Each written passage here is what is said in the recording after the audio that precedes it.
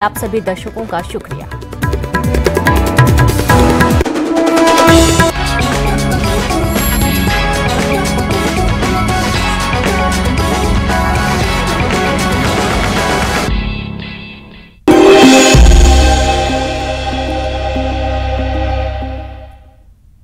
नमस्कार, बहुत स्वागत है आपका सुप्रभात एमपी। मैं हूं रेनू। इंदौर में आज प्रवासी भारतीय दिवस की शुरुआत हो रही है, जहां सीएम और केंद्रीय मंत्री अनुराग ठाकुर करेंगे उद्घाटन।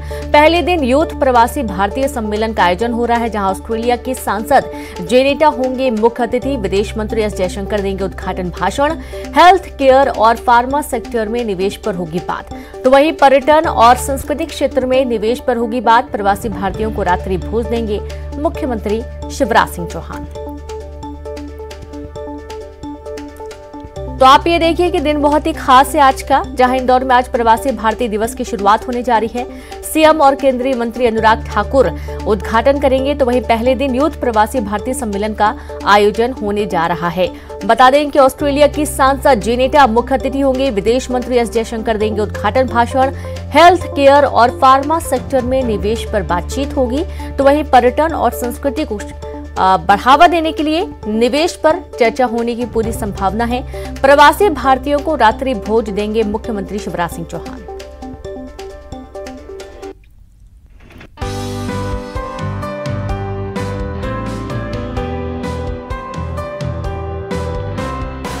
इंदौर 17वें प्रवासी भारतीय सम्मेलन के लिए सज धज कर तैयार है।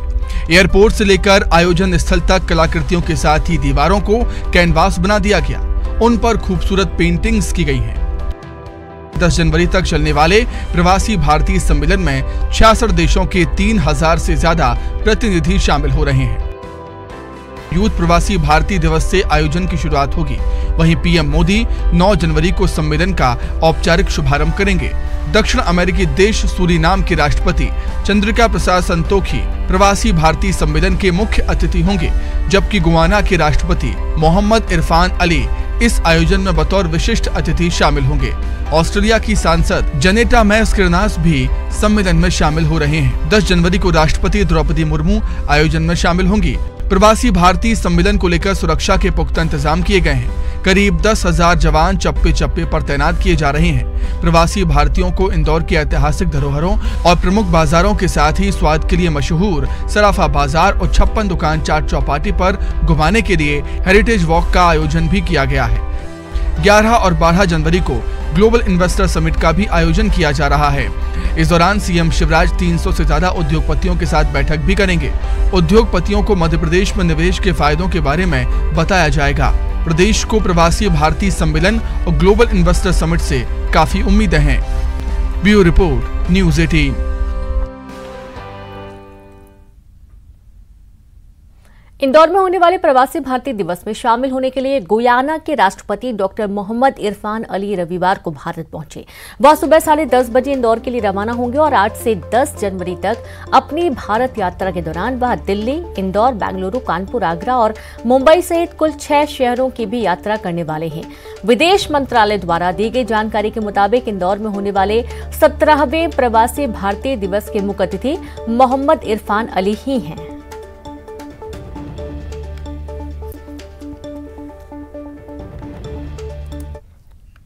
तो वहीं इंदौर में ही 11 और 12 जनवरी को ग्लोबल इन्वेस्टर समिट का आयोजन किया जा रहा है और इस समिट में 65 देशों के प्रतिनिधि हिस्सा लेंगे, जिसके लिए सभी तैयारियां पूरी कर ली गई हैं। वहीं इंदौर सांसद शंकर लालवानी ने इसकी जानकारी देते हुए बताया कि मध्य प्रदेश में निवेश की योजना के साथ करीब 300 उद्योगपतियों से सीएम शिवराज सिंह चौहान खुद 1-to-1 चर्चा करेंगे।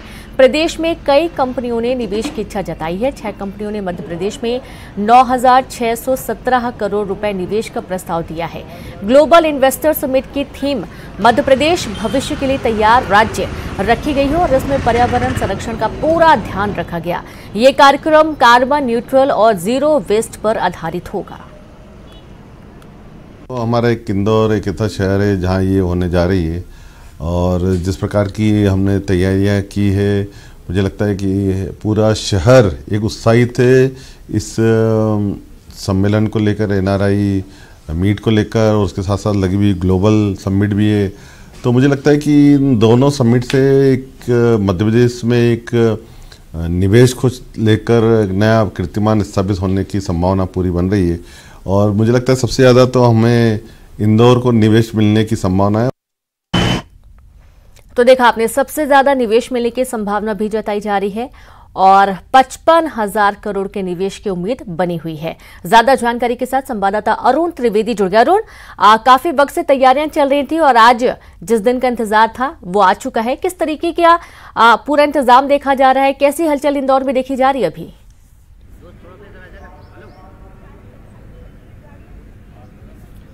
बिल्कुल, देखिए 17वें प्रवासी भारतीय दिवस सम्मेलन की तैयारियां तो कई दिनों से चल रही थी, लेकिन आज वो दिन आ गया है जब आज इसकी शुरुआत होगी। मुख्यमंत्री शिवराज सिंह चौहान, केंद्रीय मंत्री अनुराग ठाकुर, विदेश मंत्री एस जयशंकर इस कार्यक्रम का उद्घाटन करेंगे और इसमें जो मुख्य अतिथि होंगी वो ऑस्ट्रेलिया की सांसद हैं जेनेटा मैस्केरेहेंस, वो इसकी मुख्य अतिथि होंगी। आज का जो कार्यक्रम है, आज यूथ प्रवासी दिवस का कार्यक्रम रहेगा, जिसमें दुनिया भर में जो भारत के यूथ हैं, प्रवासी यूथ हैं, उनको इसमें शामिल किया जाएगा, उनसे चर्चा की जाएगी। साथ ही जो मध्य प्रदेश में निवेश की जो संभावना है उस पर भी बातचीत होगी, उनसे चर्चा की जाएगी कि मध्य प्रदेश को आखिरकार आगे ले जाना है प्रगति के पथ पर, इसको कैसे ले जाया जाए, इस पर सत्रों में अलग अलग सत्रों में चर्चा होगी। मुख्य रूप से टेक्सटाइल, गारमेंट, आईटी, फूड, इन सेक्टरों पर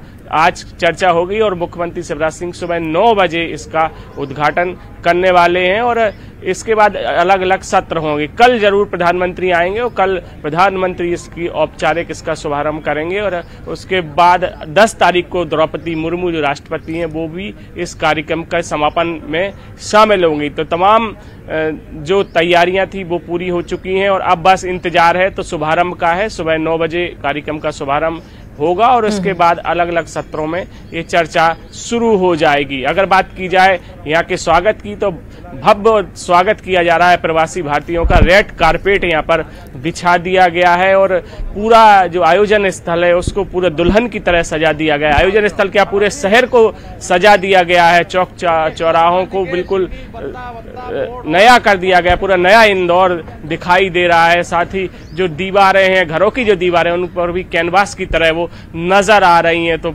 बहुत अद्भुत और अलौकिक तरीके से इस पूरे कार्यक्रम की जो थीम है वो रखी गई है।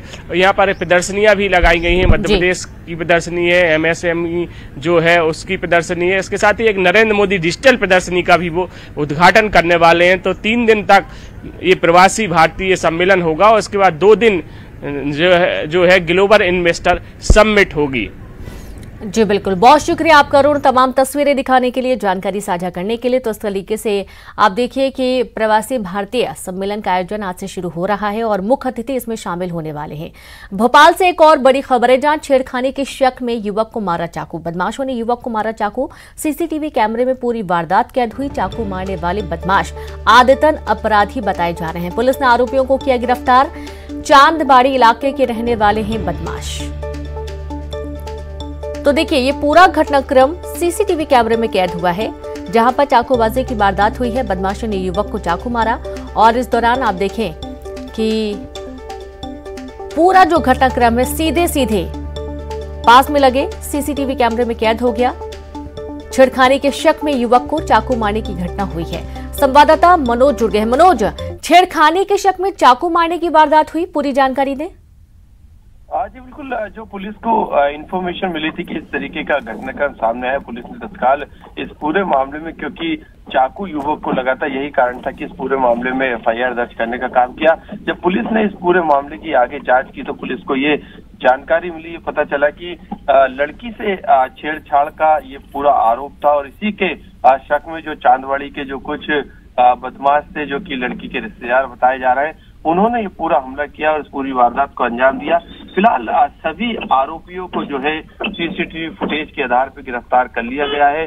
सभी से पूछताछ के बाद जो है जेल भेजने का काम किया, क्योंकि घटना का जो महत्वपूर्ण सबूत था सीसीटीवी फुटेज, वो हाथ लग गया। इससे पहले भी इस तरीके की वारदात उस इलाके में हो चुकी है। हालांकि जब सीसीटीवी फुटेज आया उसके बाद 5 आरोपियों पर केस दर्ज किया गया। हत्या के प्रयास का ये पूरा केस दर्ज किया गया। सभी आरोपियों को गिरफ्तार करने का काम किया गया।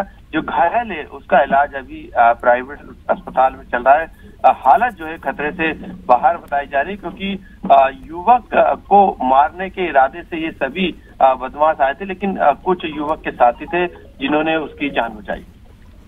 जी बिल्कुल, बहुत शुक्रिया आपका मनोज जानकारी के लिए। तो कुछ और युवक मौके पर पहुंचे और उन्होंने इसकी जान बचाई।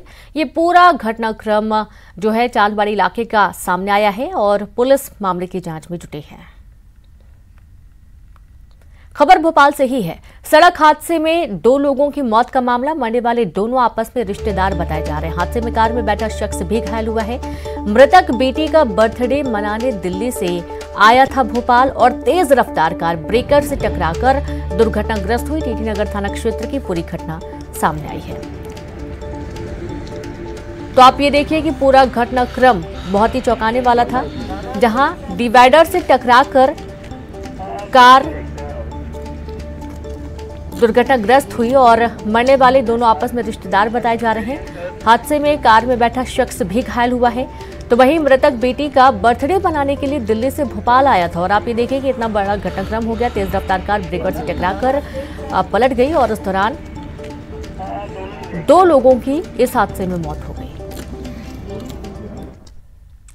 तो वहीं जबलपुर में देर रात सड़क हादसे में एक युवक की मौत हो गई, तो वहीं 2 युवक गंभीर रूप से घायल हो गए। बताया जा रहा है कि बाइक सवार 3 युवक गोरखपुर हाउबाग कॉलेज चर्च गेट के पास पहुंचे ही थे कि सामने से आ रहे ऑटो से उनकी टक्कर हो गई और इस दुर्घटना में एक युवक का सिर सड़क के बीचों बीच बनी डिवाइडर से टकरा गया, जिससे उसका सिर फट गया, जबकि अन्य 2 युवक घायल हो गए।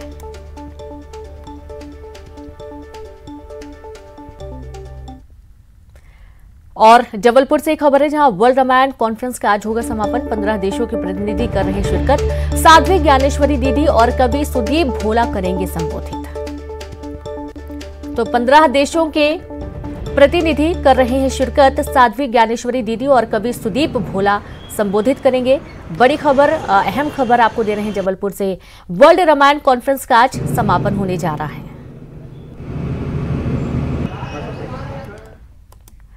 और अगली खबर का रुख करेंगे सागर से। खबर है, जहां धान के नाम पर भूसा खरीदने के महाघोटाले का पर्दाफाश हुआ।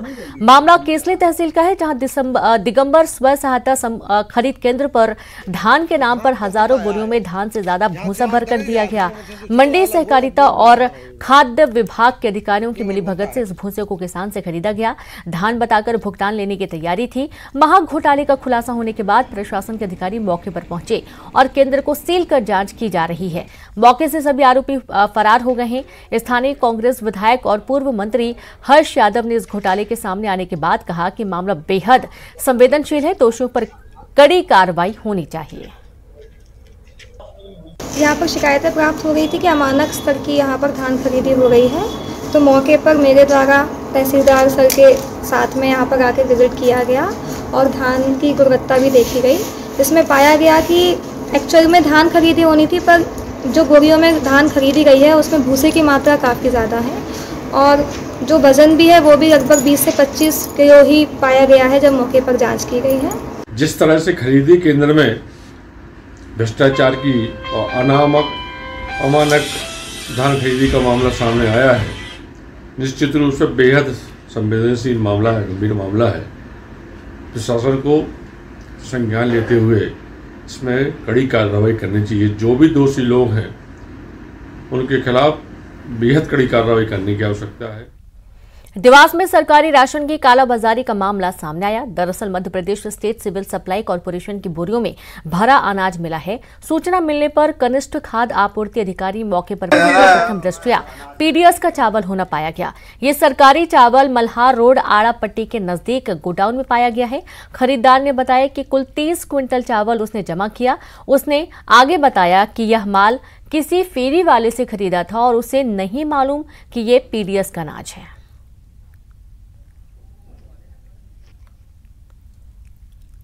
हरदा में 11वीं का छात्रा से दुष्कर्म और ब्लैकमेल करने का मामला सामने आया। आरोपी ने पीड़िता से पहले इंस्टाग्राम पर दोस्ती की, फिर शादी के लिए प्रपोज कर एक होटल में ले जाकर दुष्कर्म का वीडियो बना लिया और पीड़िता को ब्लैकमेल करना शुरू कर दिया। वीडियो वायरल करने की धमकी देकर आरोपी ने पीड़िता से रुपयों और मां के जेवर तक ले लिया। माता पिता की जानकारी के मामले आने के बाद पीड़िता के साथ महिला थाने में मामला दर्ज किया गया, जिसके बाद पुलिस ने आरोपी को गिरफ्तार कर लिया। बताया जा रहा है कि आरोपी आज ही 18 वर्ष का हुआ है और जन्मदिन के दिन ही जेल चला गया था।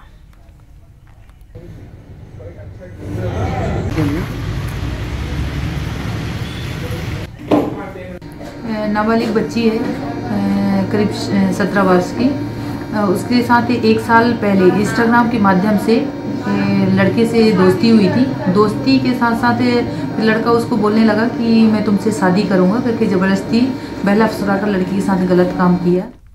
गरीबों के लिए सरकार अनेक योजनाएं चला रही है, लेकिन जिला और गांव स्तर पर रिश्वतखोरी इतनी ज्यादा बढ़ गई है कि बिना रुपयों के कोई काम नहीं हो रहा। रिश्वतखोरी का एक ऐसा ही लाइव मामला सामने आया, जिसमें प्रधानमंत्री आवास योजना की किस्त की राशि बैंक खाते में डलवाने के एवज में एक रोजगार सहायक हितग्राही से रुपए लेता हुआ दिखाई दे रहा है। मामला श्योपुर के विजयपुर विकासखंड की सुठारा ग्राम पंचायत का है, जहां ग्राम रोजगार सहायक फूल सिंह गौरसिया रिश्वत लेते हुए कैमरे में कैद हुआ। आरोपी रोजगार सहायक ने बंटी नाम के एक ग्रामीण से प्रधानमंत्री आवास योजना की राशि की किस्त बैंक खाते में डलवाने के लिए निर्माणाधीन आवास के फोटो अपलोड करने के एवज में 2500 रुपए की रिश्वत ली है। बाकी 5000 रुपए काम होने के बाद देने की बात कही गई, जो वीडियो में साफ तौर पर दिखाई और सुनाई दे रहा है। पंचायत सुठारा में 5-5 हजार रुपए की मांग कर रहा है आवासों पे। 2500 रुपये मैं दे चुका हूँ और पूरे 5 लूंगा, उसके बाद फोटो खींचूंगा। इस तरीके से उसकी मनमानी चला रहा है सरपंच और फूल सिंह।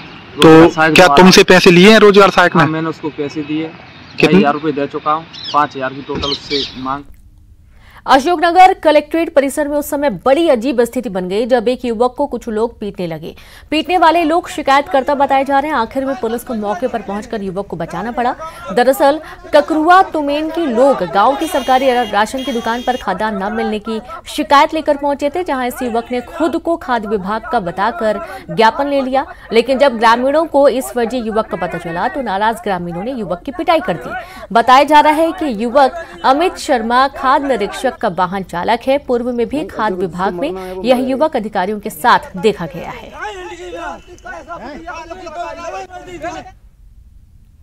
अगर आप सागर नगर निगम के दायरे में आते हैं और आप डॉग पालने के शौकीन हैं, तो एक खबर आपके लिए बिल्कुल सटीक है। सागर नगर निगम जल्द ही ऐसे लोगों से स्वान टैक्स वसूलेगी। दरअसल जिले में लगातार कुत्तों के काटने की घटनाएं सामने आ रही हैं और इसके बाद नगर निगम परिषद की साधारण सभा की बैठक में सर्वसम्मति से इस पर सहमति बनी है कि श्वान मालिकों से कर वसूला जाएगा। कर निर्धारण और वसूली का प्रस्ताव तैयार करने की जिम्मेदारी निगम प्रशासन को सौंपी गई है, जिसे परिषद के सामने रखा जाएगा। बता दें कि श्वान कर वसूलने वाला सागर नगर निगम प्रदेश में पहला निकाय होगा। देखिए, कल परिषद में सम्मानीय पार्षदों ने यह विषय रखा था कि शहर में आवारा कुत्ते और साथ ही साथ जो व्यक्ति कुत्ते पालते हैं वह पूरे शहर में गंदगी करते हैं। साथ ही साथ लोगों को कई घटना हुई है जो काटने की घटना हुई है। इसमें हमारी परिषद ने अभी यह निर्णय लिया है कि जिन शहरों में इस टाइप से जो टैक्स लगते हैं उनका हम अध्ययन करेंगे और अध्ययन करने के बाद ही इस पर कोई निर्णय। देशभक्ति और जनसेवा का संकल्प लिए छतरपुर पुलिस ने बेजुबानों के लिए एक अच्छी पहल की शुरुआत की। पुलिस ने कड़ाके की ठंड के बीच जानवरों को ठंड से बचाने के लिए उन्हें जूट के कपड़े पहनाए। शहर के कई इलाकों में सड़क पर खड़ी गायों को पहले लड्डू खिलाए गए और उसके बाद उन्हें ठंड से बचाने के लिए जूट से कवर कर दिया गया। छतरपुर पुलिस की जानवरों के हित में यह अनोखी पहल कर समाज को बेजुबानों की सेवा करने का संदेश दे रही है।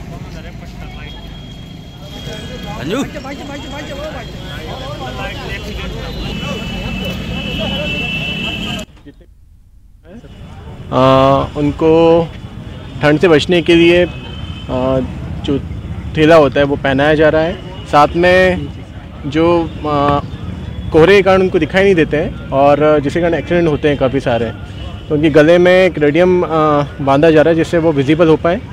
इसके साथ में ही शहर में अलाव की लकड़ियाँ भी डाली जा रही हैं, जिससे कि जब भी ठंड में जब आग लगाई जाए तो जो जानवर है वहाँ पे आके खड़े हो सकें और ठंड से बच सकें। और चलिए अब देखेंगे 25 सेकंड में खबर। इंदौर में प्रवासी भारतीयों के साथ सीएम ने किया डिनर। आज से शुरू हो रहा है प्रवासी भारतीय सम्मेलन। इंदौर में विदेश